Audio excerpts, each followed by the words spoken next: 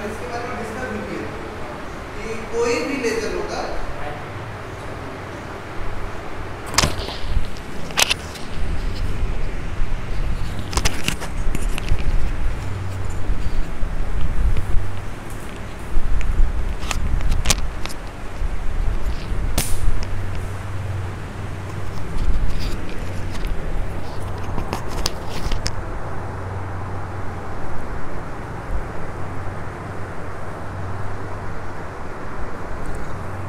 कोई भी लेजर होगा उसको लेजर एक्शन होने के लिए सबसे इंपॉर्टेंट बात क्या होना चाहिए कि उसमें पॉपुलेशन इन्वर्जन अचीव होना चाहिए। पॉपुलेशन इन्वर्जन किसी भी लेजर सिस्टम में अचीव होगा तभी वो लेजर एक्शन होने के लिए एप्लीकेबल होगा। अब होता क्या है पॉपुलेशन इन्वर्जन? हम लोग एनर्जी स्टेट्स देखे थे। कौन कौन से एनर्जी स्टेट्स देखे थे? एक हमारा एक्साइटेड एनर्जी स्टेट था जिसको हम स्टेट 2 से डिनोट करते थे, और एक हमारा ग्राउंड स्टेट था जिसको हम स्टेट 1 से डिनोट करते थे। ये ग्राउंड स्टेट था, ये हमारा एक्साइटेड स्टेट था। एक्साइटेड स्टेट में या इसी को हम लोग एक और नाम देते थे, क्या बोलते थे? Short lived energy state. और इस शॉर्ट लिव्ड एनर्जी स्टेट में किसी भी एटम के जो रुकने की लाइफ टाइम होती थी वो कितनी होती थी? 10⁻⁻9 से लेकर 10⁻⁻3 सेकेंड, और जनरली बुक में देखोगे तो 10⁻⁻8 सेकेंड तक वो एटम कहाँ रखता है? वहाँ पे रुकता है एक्साइटेड स्टेट। और एक और लाइन ला करती हम लोग बताए थे कि जिसको हम लोग बोलते हैं मेटा स्टेबल स्टेट, जो जस्ट बिलो द किसके होता है? एक्साइटेड स्टेट के। अगर हम इसको स्टेट 3 का नाम दे रहे हैं तो ये स्टेट 2 हो गया। स्टेट 2 को बोलते हैं हम लोग मेटा स्टेबल स्टेट। और इस मेटा स्टेबल स्टेट में जो रुकने की किसी भी एटम की लाइफ टाइम होती है वो 10⁻³ सेकेंड होती है, जो कि इस एक्साइटेड स्टेट में किसी भी एटम के रुकने की लाइफ टाइम से 10⁵ टाइम्स ज़्यादा समय तक वो अपने मेटा स्टेबल स्टेट में रुकता है। तो ये हमारा एक नया स्टेट होता है जिसको हम लोग बोलते हैं मेटा स्टेबल स्टेट। अच्छा, कोई भी लेजर एक्शन, जैसे हम लोग अभी तक 2 लेवल लेजर सिस्टम के बारे में बात कर रहे थे, एक हमारा था ग्राउंड स्टेट और एक था हमारा एक्साइटेड स्टेट। इसके बाद फिर अभी हम लोग डिस्कस कर रहे हैं एक नया स्टेट्स के बारे में जिसको हम लोग बोलते हैं मेटा स्टेबल स्टेट। और इस तरीके से ये हमारा जो लेजर सिस्टम है किस तरह का लेजर सिस्टम है? 3 लेवल लेजर सिस्टम पे बेस्ड हो गया। एक हमारा ग्राउंड स्टेट, एक हमारा मेटा स्टेबल स्टेट और एक हमारा एक्साइटेड स्टेट। ध्यान देना कि मेटा स्टेबल स्टेट भी एक तरह का क्या है? एक्साइटेड स्टेट ही है। और हम लोग यहाँ भी डिनोट करते थे कि ग्राउंड स्टेट में जो नंबर ऑफ एटम्स हैं उनकी संख्या कितनी है? N1 है। और एक्साइटेड स्टेट में जो नंबर ऑफ एटम्स हैं उनकी संख्या कितनी है? N2 है। N2 एक्साइटेड स्टेट में नंबर ऑफ एटम्स की संख्या है।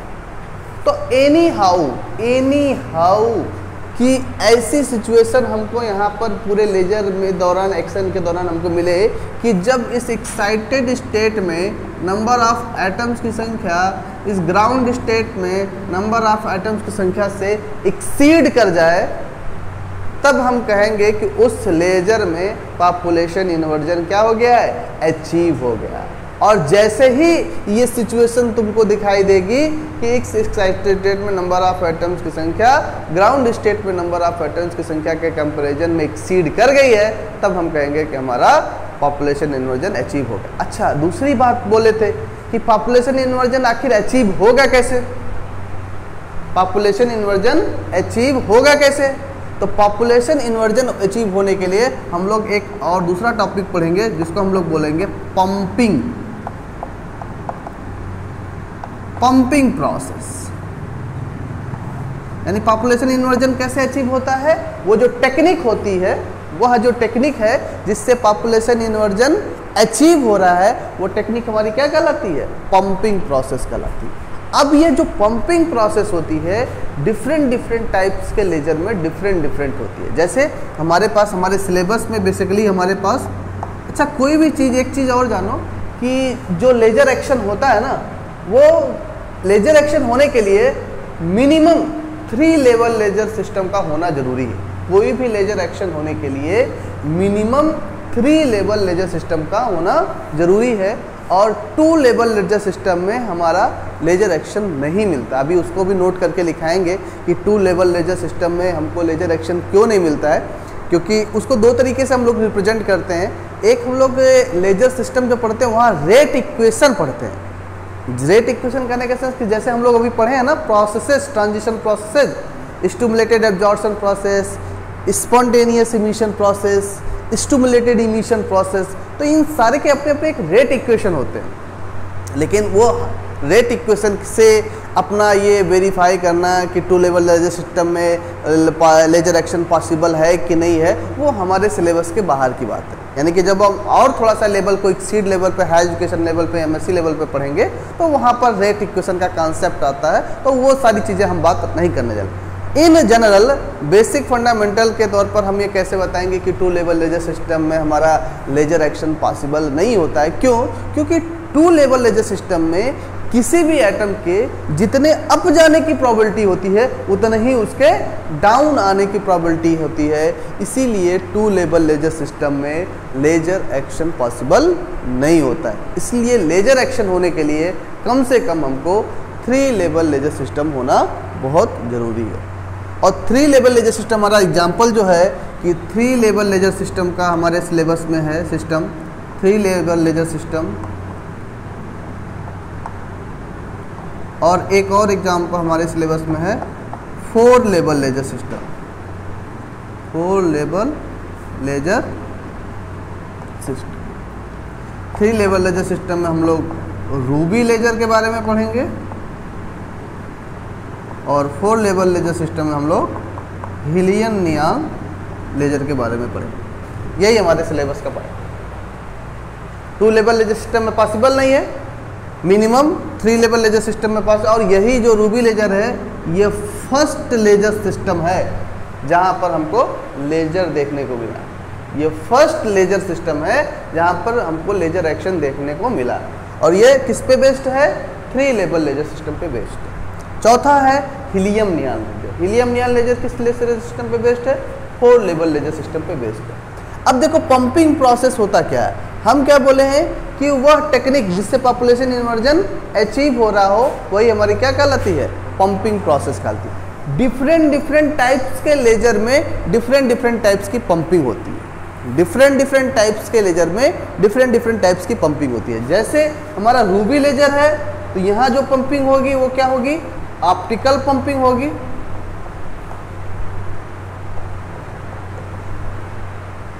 ऑप्टिकल पंपिंग होगी।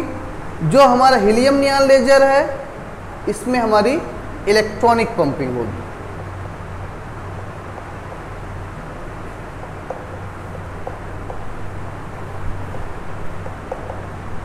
हमारे सिलेबस में चूंकि 2 ही पढ़ना है इसलिए 2 ही के बारे में डिस्कस करना है। और भी कई तरह के लेजर हो जाते हैं, जैसे CO2 लेजर हो गया, ZDS लेजर सिस्टम हो गया, तो कई सारे लेजर सिस्टम होते हैं, उसके बारे में हम डिस्कस नहीं करेंगे। जो हमारे सिलेबस में है बस वही डिस्कस कर रहे हैं कि रूबी लेजर जो कि 3 लेवल लेजर सिस्टम पे बेस्ड होता है, इसमें किस तरह की पंपिंग होती है? ऑप्टिकल पंपिंग होती है। ऑप्टिकल पंपिंग कहने का सेंस क्या होता है कि हम क्या करते हैं कि ग्राउंड स्टेट पे जो भी एटम्स होता है उसके ऊपर क्या करते हैं? फ्लैशेज ऑफ लाइट्स डालते हैं। तो लाइट भी एक तरह की क्या है? एनर्जी है। जब flashes of lights ground state वाले एटम पे डाले हैं तो ग्राउंड स्टेट वाला एटम क्या करेगा? उस एनर्जी को एब्जॉर्ब करेगा, और एब्जॉर्ब करके एक्साइट होके कहाँ चला जाएगा? एक्साइटेड स्टेट में चला जाएगा।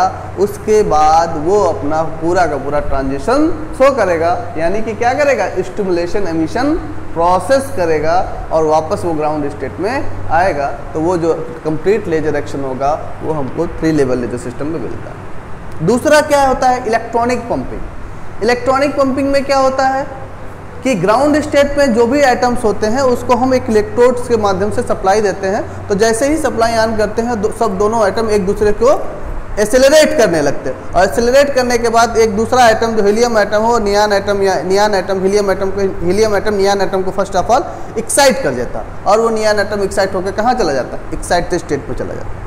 तो वो जो पंपिंग प्रोसेस हुई वो कैसी हुई? इलेक्ट्रॉनिक पंपिंग प्रोसेस हुई। तो basically optical pumping 3 level laser system पे बेस्ड होती है, रूबी लेजर के लिए बेस्ट होती है। जो इलेक्ट्रॉनिक पंपिंग होती है वो 4 लेवल लेजर सिस्टम होता है, यानी कि डिफरेंट टाइप्स के लेजर में डिफरेंट टाइप्स की पंपिंग होती है। पॉपुलेशन इन्वर्जन समझ गए, इसको कैसे अचीव किया जाता है? पंपिंग प्रोसेस के लिए अचीव किया जाता है। पंपिंग प्रोसेस डिफरेंट टाइप्स के लेजर में डिफरेंट टाइप्स होता है। 3 लेवल लेजर सिस्टम है तो ऑप्टिकल पंपिंग होता है, 4 लेवल लेजर सिस्टम है तो इलेक्ट्रॉनिक पंपिंग होता है। ऑप्टिकल पंपिंग का सिनेरियो क्या है वो समझ में आया, इलेक्ट्रॉनिक पंपिंग का सिनेरियो क्या है वो समझ में। अब ये दूसरी बात कि 2 लेवल लेजर सिस्टम में लेजर एक्शन होना नहीं है, 3 लेवल लेजर सिस्टम में मिनिमम लेजर एक्शन होना है। तो 3 लेवल लेजर सिस्टम का मैकेनिज्म समझ लेते हैं। अच्छा, 3 लेवल लेजर सिस्टम में क्या होता है कि फर्स्ट स्टेट हमारा क्या होता है? Ground state. ग्राउंड स्टेट में मान लेते हैं नंबर ऑफ एटम्स की संख्या कितनी है? N1 है। दूसरा स्टेट क्या होता है? जो just below the excited state होता है, जिसको हम एक नया नाम दिए हैं। क्या नाम दिए हैं? Meta stable state. इस मेटा स्टेबल स्टेट में किसी भी एटम के रुकने की जो लाइफ टाइम है वो कितनी है? 10⁻³ सेकेंड। और ये हमारा एक्साइटेड स्टेट है, या इसी को हम लोग बोलते हैं शॉर्ट लिव्ड एनर्जी स्टेट। और इसमें किसी भी एटम के रुकने की जो लाइफ टाइम है वो क्या है? 10⁻⁹ सेकंड से लेकर 10⁻³ सेकंड, या जनरली हम लोग बोलते हैं 10⁻⁸ सेकंड। चीज़ें समझ में आई? अब होगा कैसे इसका मैकेनिज्म? 3 लेवल लेजर सिस्टम का मैकेनिज्म कैसे होता है, लेजर एक्शन कैसे मिलता है? सबसे पहले ग्राउंड स्टेट में एटम्स होगा, उस ग्राउंड स्टेट में जो भी एटम्स होगा उस पर हम क्या करेंगे? ऑप्टिकल पंपिंग प्रोसेस करेंगे। अब पंपिंग प्रोसेस करेंगे, अगर 3 लेवल सिस्टम तो कौन सा पंपिंग प्रोसेस करेंगे? रूबी लेजर की बात कर रहे हैं तो कौन सा पंपिंग प्रोसेस यूज करेंगे? ऑप्टिकल पंपिंग प्रोसेस हम लोग यूज करेंगे। तो ग्राउंड स्टेट में जो भी एटम्स होगा उस पर हम फ्लैशेज ऑफ लाइट्स डालेंगे, या अभी हम जनरली किसी भी लेजर सिस्टम की बात नहीं कर रहे हैं, अभी हम बस 3 लेवल लेजर सिस्टम समझने की कोशिश कर रहे हैं, तो हम बस पंपिंग वर्ड का यूज करेंगे। ठीक है, तो जो भी ग्राउंड स्टेट में एटम्स है उसको हम क्या करते हैं? पंपिंग प्रोसेस करते हैं। और पंपिंग प्रोसेस के बाद वो ग्राउंड स्टेट वाला एटम एक्साइट होकर कहाँ चला जाता है? एक्साइटेड स्टेट में चला जाता है। जब वो एक्साइटेड स्टेट में गया, वहाँ पर क्या करेगा? वो इतने समय तक, जो उसकी लाइफ टाइम है उतने समय तक वो एक्साइटेड स्टेट में क्या करेगा? स्टे करेगा। स्टे जब वो समय पीरियड खत्म हो जाएगा तो वापस वो ग्राउंड स्टेट में आना चाहेगा, लेकिन हमारे पास समस्या होगी कि हमारे पास ऐसा कोई सिलेक्शन रूल नहीं है जो डायरेक्ट एक्साइटेड स्टेट से हमारे पास ग्राउंड स्टेट में आ जाए। तो फिर हमको क्या करना पड़ेगा? वो एटम क्या करेगा? वो एटम एक नॉन रेडिएटिव ट्रांजिशन करके वो कहाँ चला आएगा? मेटा स्टेबल स्टेट में चला जाएगा। और फिर जैसे ही मेटा स्टेबल स्टेट में आया, वो यहाँ पर 10⁻³ सेकंड तक स्टे करेगा, जो कि 10⁵ टाइम्स ज़्यादा समय स्टे करता है as comparison to excited state. जब ये पीरियड यहाँ पे समाप्त हो जाएगा, 10⁻³ सेकंड ओवर हो जाएगा, तो ये वापस से ग्राउंड स्टेट में आना चाहिए। और ग्राउंड स्टेट में आने के लिए इनके बीच में कोई और एनर्जी स्टेट नहीं है, तो ये क्या करेगा? स्टिमुलेशन एमिशन प्रोसेस करेगा। और स्टिमुलेशन प्रोसेस में जानते हो क्या होता है कि ये जो इंसिडेंट फोटॉन होता है, ये जब स्टिमुलेशन एमिशन प्रोसेस करता है तो 2 फोटॉन में कन्वर्ट कर देता है, और दोनों फोटॉन का जो फेज होता है वो सेम फेज होता है। यह कह सकते हो कि जो इंसिडेंट फोटॉन होता है और जो इमिटेड फोटॉन होता है, दोनों का फेज डिफरेंस क्या होता है? सेम होता है। इसीलिए यहाँ से जो भी फोटॉन इमिटेड होता है वो कैसा होता है? कोहेरेंट होता है। और कोहेरेंट सोर्स ही तो हमारा लेजर लाइट होता है, कोहेरेंट सोर्स ही तो लेजर लाइट होता है। तो ये इस तरह का मैकेनिज्म होता है हमारा किसमें? लेजर एक्शन होने में। किसमें? 3 लेवल लेजर सिस्टम में। तो समझ में आया कि लेजर एक्शन होने के लिए सबसे इंपॉर्टेंट बात क्या होनी चाहिए कि पॉपुलेशन इन्वर्जन। अच्छा, पॉपुलेशन इन्वर्जन की तो हम लोग बात ही नहीं की। अच्छा, यहाँ पर जैसे ही आया मेटा स्टेबल स्टेट में वो आइटम जैसे ही आया, तो कुछ समय बाद तुमको सिचुएशन ऐसी दिखाई देगी ना कि जहाँ पर यहाँ पर नंबर ऑफ आइटम्स की संख्या इस N1 के कंपैरिजन में ज़्यादा हो जाएगी, क्योंकि most of the electrons ground से एक्साइटेड स्टेट में जाएंगे। तो जैसे ही ये सिचुएशन यहाँ पर दिखाई देगी कि एक्साइटेड स्टेट में नंबर ऑफ एटम्स की संख्या ग्राउंड स्टेट में नंबर ऑफ एटम्स की संख्या के कंपैरिजन में एक्सीड कर गई, तभी हम कहेंगे कि वहाँ क्या हो गया है? पॉपुलेशन इन्वर्जन अचीव हो गया। और जैसे ही पॉपुलेशन इन्वर्जन अचीव हो गया, वो लेजर एक्शन होने के लिए अप्लीकेबल हो जाए। ये इसकी पूरी कहानी है। इसमें कई सारे टॉपिक को एक साथ मिला के समझा दिए हैं, चाहे वो हमारा पॉपुलेशन इन्वर्जन हुआ, पंपिंग हुआ, मेटा स्टेबल स्टेट का कॉन्सेप्ट हुआ, या 3 लेवल लेजर सिस्टम का वर्किंग प्रोसीजर हुआ। अब सारे को लाइन से लिख लेते हैं और टू द पॉइंट उसको डाल लेते हैं। उसके बाद फिर हम लोग 3 लेवल लेजर सिस्टम पे रूबी लेजर की क्या वर्किंग है उसके बारे में डिस्कस करें। पॉपुलेशन इन्वर्जन कुछ लिखे हो तो हेडिंग डालो पॉपुलेशन इन्वर्जन, उसमें लिखो the term population inversion, the term population inversion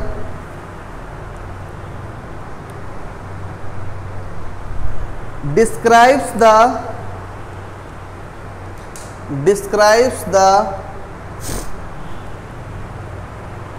number of atoms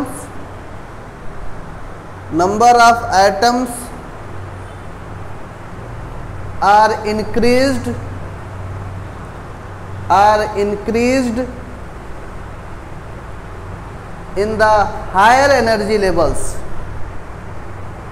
in the higher energy levels, full stop. Normally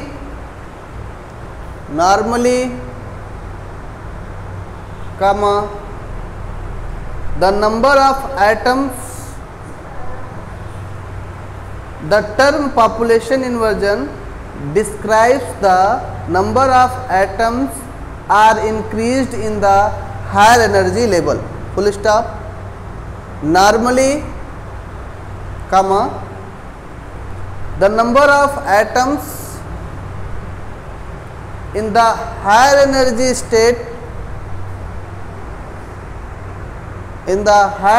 state is smaller than higher energy state is smaller than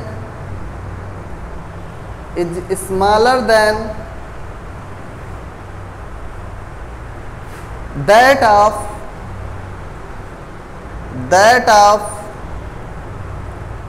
lower energy state,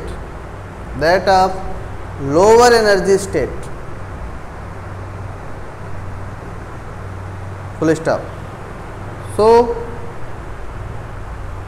there is very little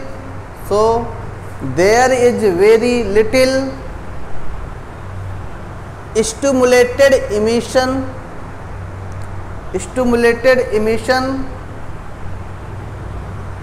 occurs, occurs as compared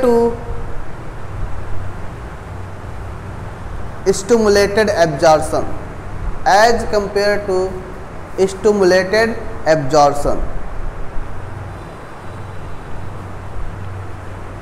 ठीक है। Full stop करके paragraph change करके लिखना, full stop करके paragraph change करके। ध्यान देना, paragraph का मतलब होता है जैसे ये लाइन यहाँ कंप्लीट हो रही है तो यहाँ से एक वर्ड की जगह छोड़ के यहाँ से लिखोगे। जब बोलेंगे लाइन चेंज करने के लिए तो वहाँ अगर यहाँ पॉइंट खत्म हो जा रहा है तो यहाँ से छोटी छोटी बातें हैं, कभी कभी गलती हो जाती है। और third year BSc final year के केस में अगर इस तरह की बातें नहीं लिखोगे तो चीज़ें वाच की जाती है। जो टीचर कॉपी चेक करते हैं फर्स्ट ईयर सेकंड ईयर तक छूट दे देते हैं, लेकिन थर्ड ईयर से वाच करते हैं। और इसका अपना एक सिग्निफिकेंस होता है, अपना सिग्निफिकेंस कहने का सेंस कि जब हम पैराग्राफ चेंज करने की बात करते हैं कि हम उस टॉपिक से रिलेटेड दूसरी बातों को अब कहने जा रहे हैं, और जब लाइन चेंज करने की बात करते हैं तो मतलब वो अभी वाक्य कंटिन्यू है। ये दोनों का अपना मतलब, जैसे हम लोग पॉइंट वाइज करके लिखते हैं ना, अब हम लोग क्या बुक में देखते हो कि पॉइंट वाइज करके कम लिखा होता है, पैराग्राफ चेंज करके वाइज लिखा होता है। तो पैराग्राफ का मतलब और उसका मतलब दोनों सिनेरियो समझ में आना चाहिए, तब अपने आप जो नोट्स लिखोगे अपने आप पता चलेगा कि एक पैराग्राफ में तुमने इस बातों को कहा, दूसरे पैराग्राफ में उसी से रिलेटेड दूसरी बातों को कहने जा रहे हैं। पैराग्राफ चेंज करके लिखना। If however by some means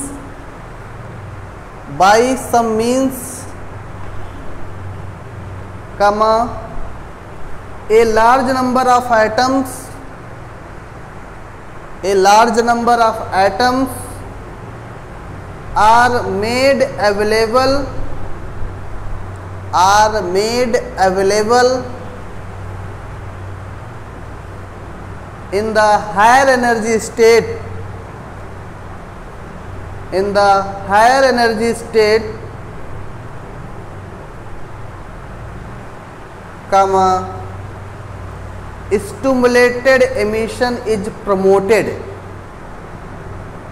Stimulated emission is promoted. PROMOTED.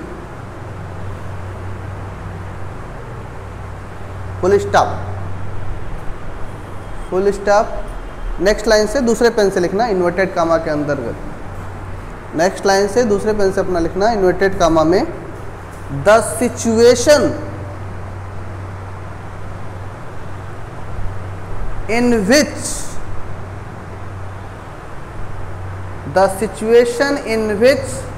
the number of atoms in the higher energy states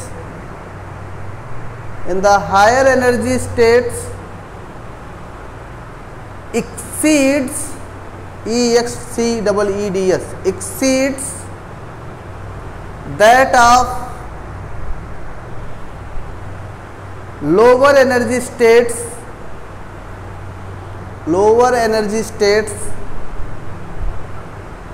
comma, the term population inversion is achieved. ACHEIVED, achieved. Full stop, inverted comma बंद. ठीक है. इन जहां तक inverted comma लगाए उसको underline कर देना सारी चीज़ों को. जहां से इन्वर्टेड कामा शुरू की हो लास्ट तक अंडरलाइन कर देना. पैराग्राफ चेंज करके लिखो, when the situation is achieved, the photon in the light beam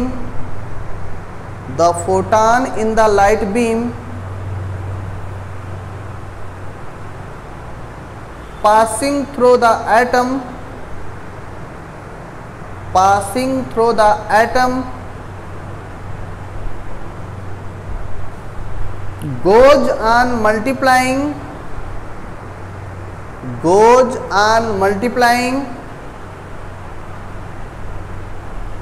by repeated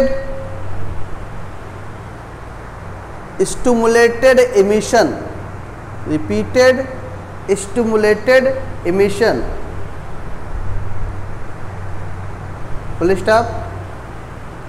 Hence a strong coherent beam of light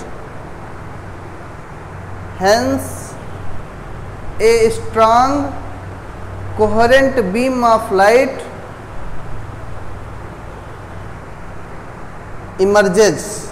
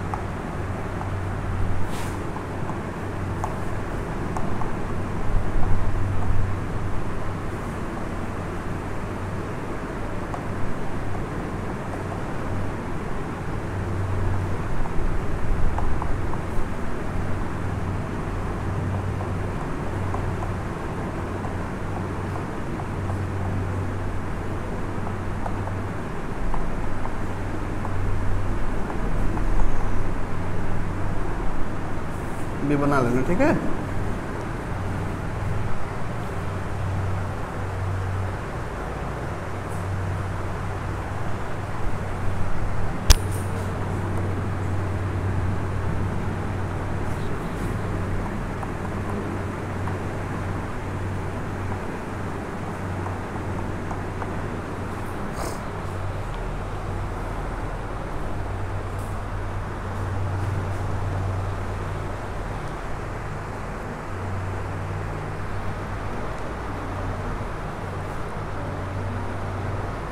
अपनी एक फेयर कॉपी बना लो, ठीक है, फेयर कॉपी बना लो।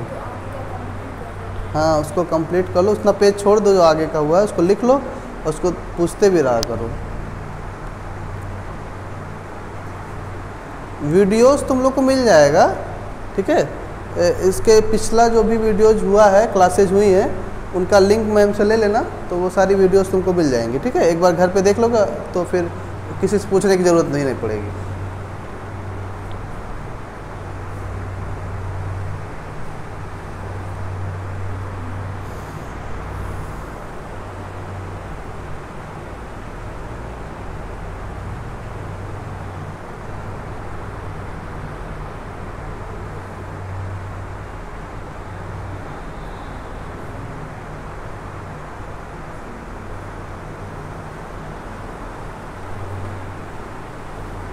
समझ में आ रहा है तुम लोगों के?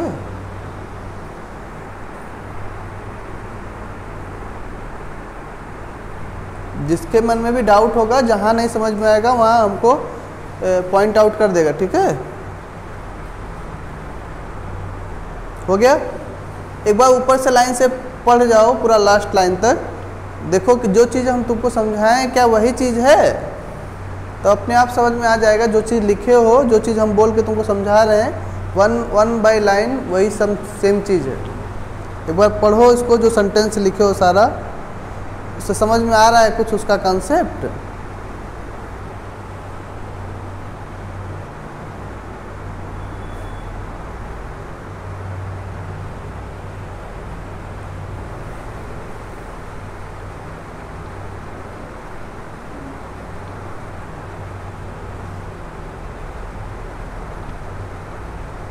एक चीज़ और याद रखना है कि आप लोग जो नोट्स बना रहे हो, नेक्स्ट डे क्लास में आने से पहले एक बार उसको रिवाइज करके आया करो, ठीक है, सब लोग।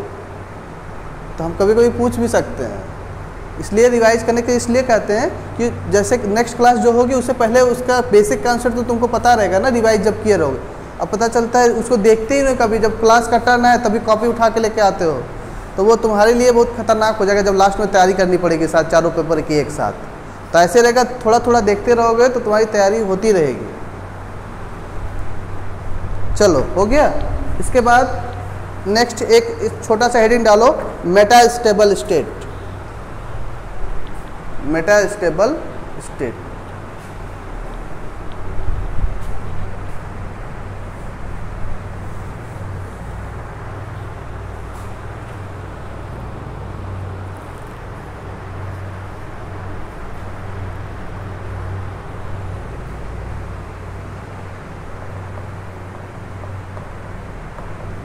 लिखो, there is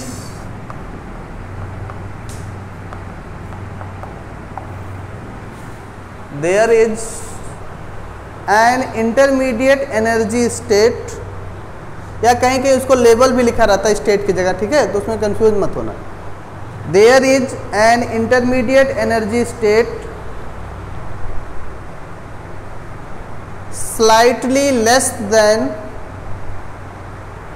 slightly less than that of higher energy state,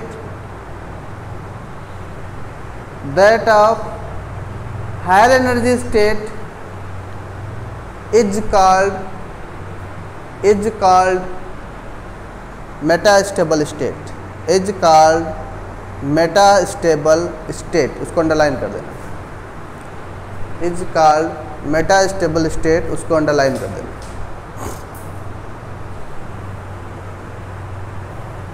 next line से लिखना, the lifetime of metastable state is,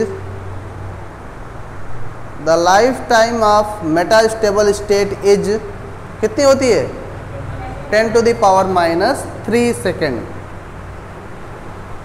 comma 10 to the power minus 3 second, comma which is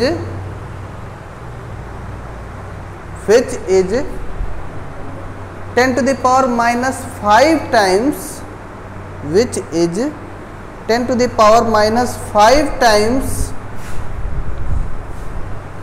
greater than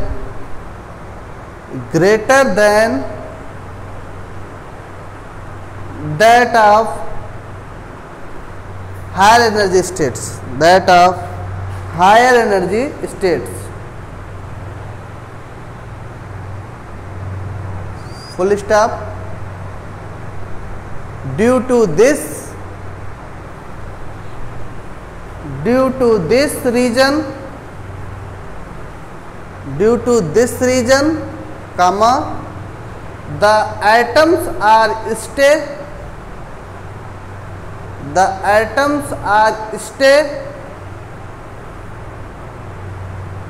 here for a long time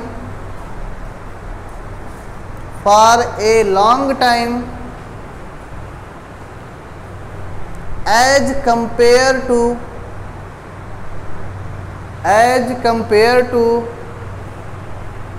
that of higher energy state.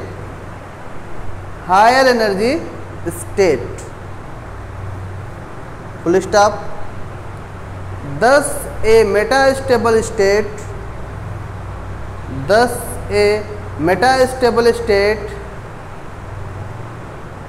is very useful for the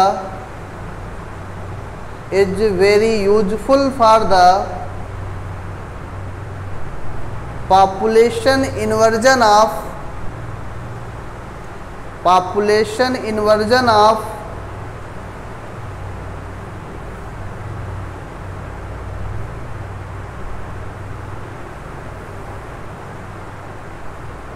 क्या लिखे, क्या line, last line क्या लिखे थे? Thus a metastable state is very useful for the population inversion. Full stop. Population inversion is must for achieving the laser action. इस line को underline कर देना.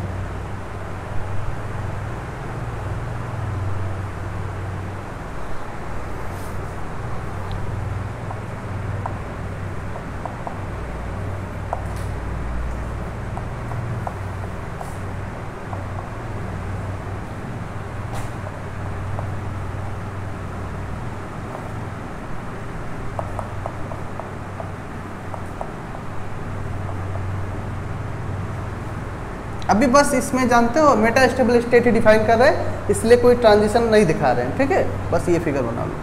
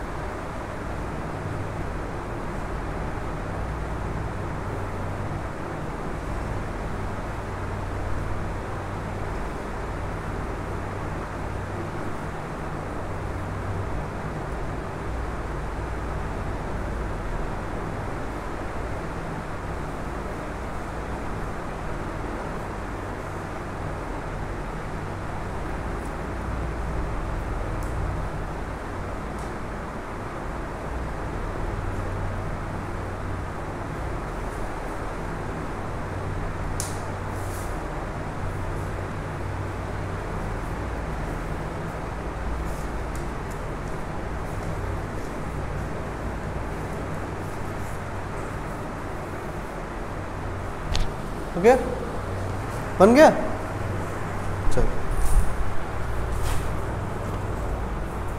इसके बाद नेक्स्ट हेडिंग डाल देना, ऑप्टिकल पंपिंग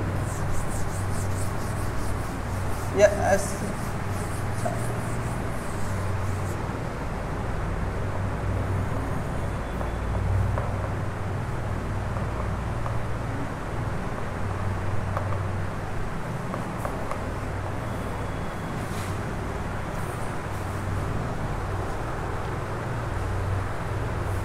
ठीक है, इसमें लिखो the process of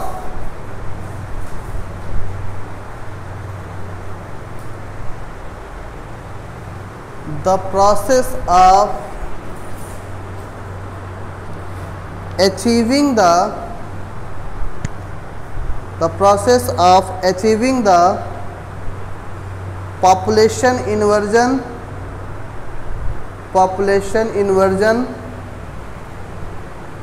is called pumping। उसको अंडरलाइन कर देना, is called pumping.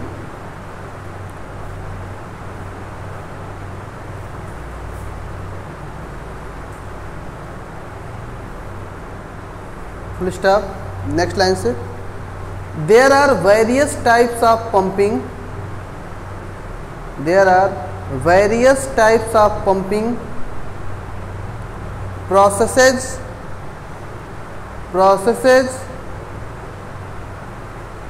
but the most common is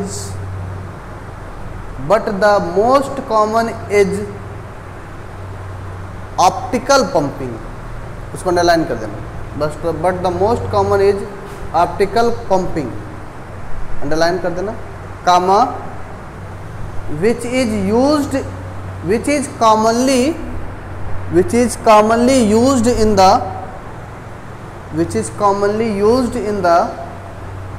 Ruby laser को अंडरलाइन कर देना। नेक्स्ट लाइन से पैराग्राफ चेंज करके, in optical pumping comma the population inversion brought about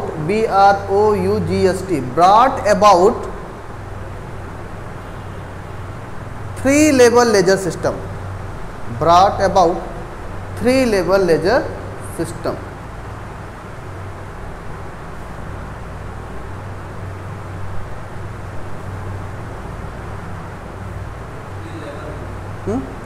three-level laser system।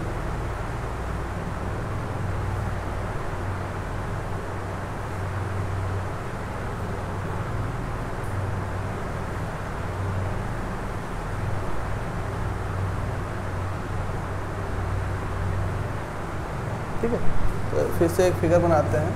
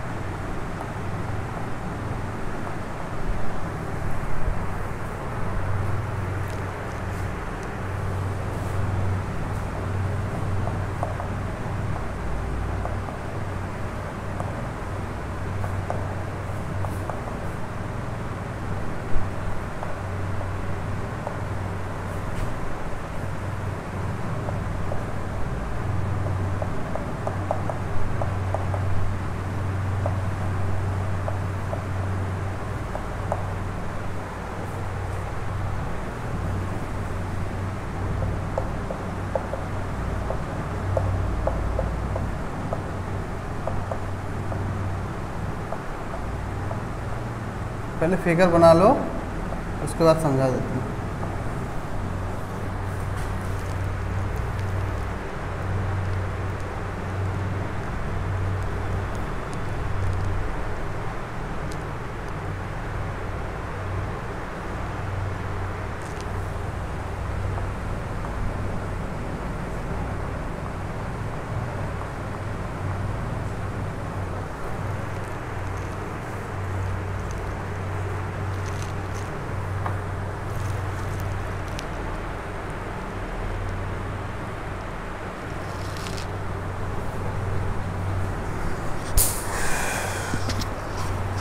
Maximum चीज़ समझ रहे होगे ना, ये फिगर बना लो, उसके बाद फिर नेक्स्ट दिखा देते हैं।